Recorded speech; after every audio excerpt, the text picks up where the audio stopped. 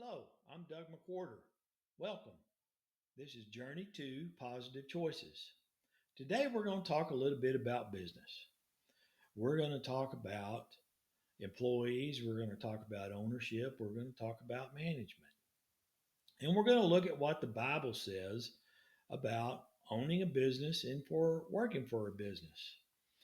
In Mark chapter 10, verses 42 through 45, it says, Jesus called them together and said, You know that those who are regarded as rulers of the Gentiles lord over them, and their high officials exercise authority over them. Not so with you. Instead, whoever wants to become great among you must be your servant, and whoever wants to be first must be the slave of all.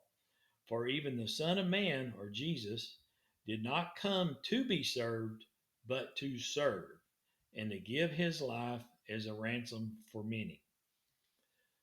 What I believe that is saying today is that we as employees, we should give 110% to the company that is taking care of us. We should give 110% toward our work. We should give 110% of our attitude, even though sometimes we may not like what our supervisor or manager has said, or something's not going right in the field, or maybe somebody said something to us. Then a lot of times our attitude, we just want to give 80%. Well, that's not what God tells us to do. God tells us to have a Christian attitude and a Christ like thinking every time that we're at our job. And that no matter what, we should always be an example for others. We should show Jesus through us in what we do. Now, as owners or managers, we like to always say, it's my company, I'm going to do it this way, or I'm going to do it that way, or if you don't like the way that we're doing things, you can go find another job. Well, let's think about that a little bit. Is that what Jesus would want us to do? What if Jesus got mad at us? Is he going to tell us, well, you just go on down the road? Well, no, he's going to work with us. He's going to sit down and he's going to talk to us. I've worked in the oil and gas business for over 42 years, and I've worked for a lot of managers, worked for a lot of good ones, and then I've worked for some bad ones.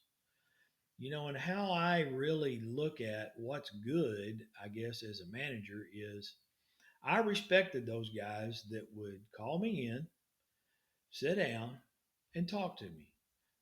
They always ask how I was doing. They always ask about my family.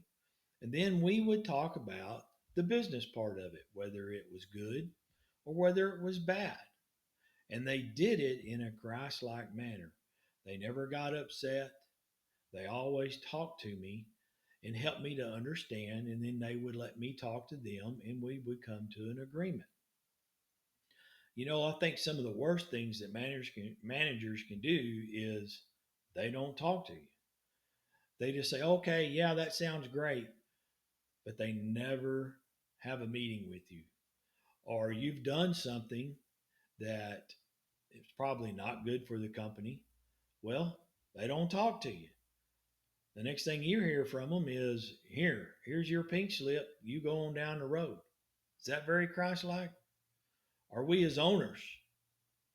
We worry more about what's going in our pocket or how many toys we have or getting in Forbes magazine about how great our company is.